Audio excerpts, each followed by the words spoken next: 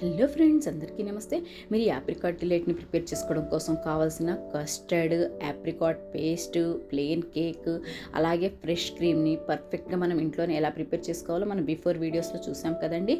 మరి ఇప్పుడు దీన్ని పర్ఫెక్ట్గా సెట్ చేసుకోవడం కోసం డీప్గా ఫ్లాట్గా ఉన్న ఒక బౌల్ని తీసుకొని ముందుగా ఆప్రికాట్ పేస్ట్, మళ్ళీ మనం ప్రిపేర్ చేసుకున్న ప్లెయిన్ కేక్ పీసెస్ని ఈ విధంగా అరేంజ్ చేసుకొని పైనుంచి కస్టర్డ్ని పోసుకోవచ్చండి.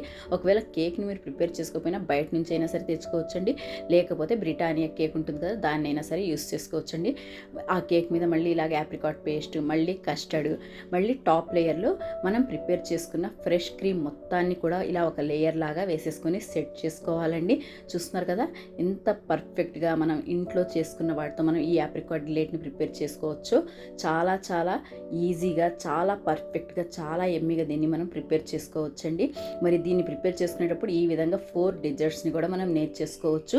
నేను బిఫోర్ వీడియోస్లో చూపించినట్టు మీరు బిఫోర్ షార్ట్ వీడియోస్ కూడా ఒకసారి చూడండి. ఈ టాప్ లేయర్ మీద ఇలాగా ఆప్రికాట్లో ఉన్న ఈ సీడ్స్ని, టూటీ ఫ్రూటీ, లేకపోతే మీకు ఇష్టం వచ్చిన నట్స్ని, మనం కుక్ చేసుకున్న ఆప్రికాట్ పీసెస్ని కూడా ఈ విధంగా వేసుకొని చక్కగా మీరు గార్నిష్ చేసుకొని ఇప్పుడు దీన్ని ఫ్రిడ్జ్లో ఒక హాఫ్ అన్ అవర్ పాటు పెట్టుకొని ఈ విధంగా సర్వ్ చేసుకున్నారంటే మీ perfect home made yummy delicious apricot delight అనేది రెడీ అయిపోతుందండి. మరి తప్పకుండా ట్రై చేయండి. ఈ రెసిపీ నచ్చినట్లయితే వీడియోని లైక్ చేసి, షేర్ చేసి మన ఛానల్ని సబ్స్క్రైబ్ చేసుకోండి. Thank you.